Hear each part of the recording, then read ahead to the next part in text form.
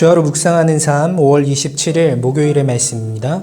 본문은 사무엘상 19장 8절부터 17절까지의 말씀이고 의인이 처하는 위험이라는 제목을 가지고 말씀 묵상해 보도록 하겠습니다.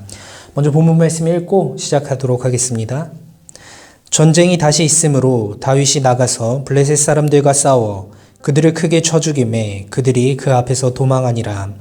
사울이 손에 단창을 가지고 그의 집에 앉았을 때에 여호와께서 부리시는 악령이 사울에게 접하였으므로 다윗이 손으로 수금을 탈 때에 사울이 단창으로 다윗을 벽에 박으려 하였으나 그는 사울의 앞을 피하고 사울의 창은 벽에 박힌지라.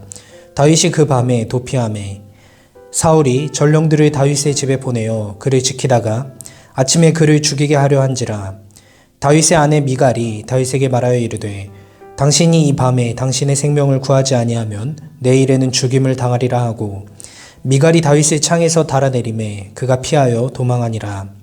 미갈이 우상을 가져다가 침상에 누이고 염소털로 엮은 것을 그 머리에 씌우고 의복으로 그것을 덮었더니 사울이 전령들을 보내어 다윗을 잡으려 하매 미갈이 이르되 그가 병들었느니라. 사울이 또 전령들을 보내어 다윗을 보라 하며 이르되 그를 침상째 내게로 들고 오라 내가 그를 죽이리라. 전령들이 들어가 본즉 침상에는 우상이 있고 염소털로 엮은 것이 그 머리에 있었더라. 사울이 미갈에게 이르되 너는 어찌하여 이처럼 나를 속여 내 대적을 놓아 피하게 하였느냐. 미갈이 사울에게 대답하되 그가 내게 이르기를 나를 놓아 가게 하라. 어찌하여 나로 너를 죽이게 하겠느냐 하더이다 하니라. 아멘. 네, 오늘 본문 상황도 그렇게 상황이 좋지는 않습니다. 다윗은 블레셋과의 전투에서 오히려 더 안정적이고 승리하는 모습을 보여주고 자신의 일상의 삶의 자리에서는 더욱더 불안정한 위태한 모습을 보여주고 있습니다. 사울에게 다시 한 번 더 악령이 씌우게 되고 악령이 임하여 가지고 있던 단창으로 그 다윗을 찔러 죽이려고 하죠. 그때 다윗은 재빠르게 도망합니다. 하지만 위험은 여기서 끝나는 것이 아니라 이번에는 사울이 자신의 부하들까지 소집하여서 다윗을 쫓아가게 만듭니다. 추적자들을 편성하고 집에까지 쫓아가게 하여서 안전하지 못한 상황에 이르는데 이번에는 다윗의 아내이자 또 사울의 딸이었던 미갈이 다윗을 도와주게 됩니다. 남편이었던 다윗을 창밖으로 달아내리고 또 다윗이 있었던 침상에는 대신에 드라빔을 놓아서 다윗을 대신하는 그 형상을 만들어서 다윗을 무사히 탈출시키는 모습을 보여줍니다. 이렇게 다윗이 무사히 탈출하게 되었을 때에 이윽고 사울이 오게 되고 사울이 매우 분노한 모습을 보입니다. 사울은 그 다윗을 도망시켰던 딸 미갈을 매우 추궁하게 되는데 미갈은 이제 이에 대해서 적절한 대답을 하죠.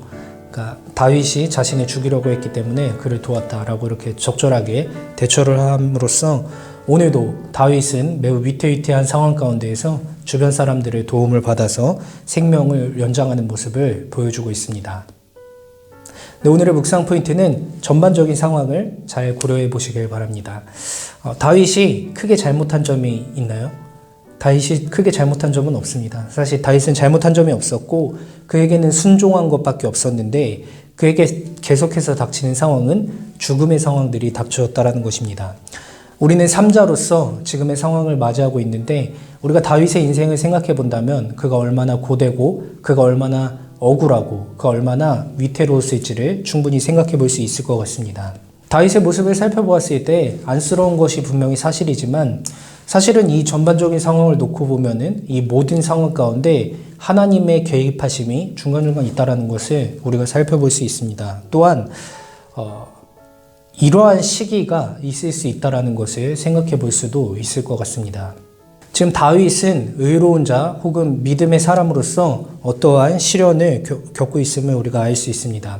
그래서 오늘 본문을 잘 생각해 본다면 그의 상황이 분명히 딱한 것은 사실이지만 그의 삶을 하나님께서 여전히 주도하고 계시고 그의 생명이 하나님께 달려있다라는 사실을 통하여서 우리는 어떤 위로를 받을 수도 있을 것 같습니다. 우리에게도 때때로 이해할 수 없는 시련들 또 이해할 수 없는 고난들이 닥칠 때가 분명히 있을 수 있겠지만 오늘 본문을 생각해 본다면은 우리의 모든 삶 가운데 여전히 하나님께서 우리의 삶을 주도하고 계시고 우리를 이끌어 가시겠구나라는 것 또한 오늘 본문을 통해서 생각해 볼 수 있을 것 같습니다. 그러한 믿음 가운데 어떠한 어려움이 오더라도 소망을 잃지 마시고 하루를 잘 살아내시는, 하루하루를 성실하게 살아내시는 우리 청년부원들 되시길 소망하며 기도로 말씀 묵상 마치도록 하겠습니다. 좋으신 하나님, 은혜를 감사합니다. 오늘 말씀을 통하여 우리에게 새로운 위로를 허락해 주심에 감사합니다. 다윗이 잘못한 점이 없었지만, 그는 충성스럽게 행동하였지만 그의 삶에 닥친 이 모든 어려움들, 삼자로서 바라보았을 때 많이 안타깝고 그가 얼마나 고될지 생각해 보지만, 또한 이것이 우리의 모습이 될 수 있다는 것을 생각해 볼 때 이 모든 어려움 가운데에서도 그의 생명이 여전히 하나님께 달려있고 하나님께서 그에게 때때마다 은혜를 베풀어 주셨다는 이 모습이, 이 본문이 우리에게 새로운 위로가 되어질 수 있도록 인도하여 주시옵소서. 우리의 삶 가운데도 우리가 성실하게 또 충실하게 살아가는 그 삶 가운데도 때때로 어려움이 닥칠 때가 있겠지만 그 모든 어려움 가운데에서도 우리의 삶이, 우리의 생명이 여호와 하나님께 달렸다는 사실을 생각해 볼 때 우리에게 새로운 위로와 새로운 소망이 생겨날 수 있도록 인도하여 주시옵소서.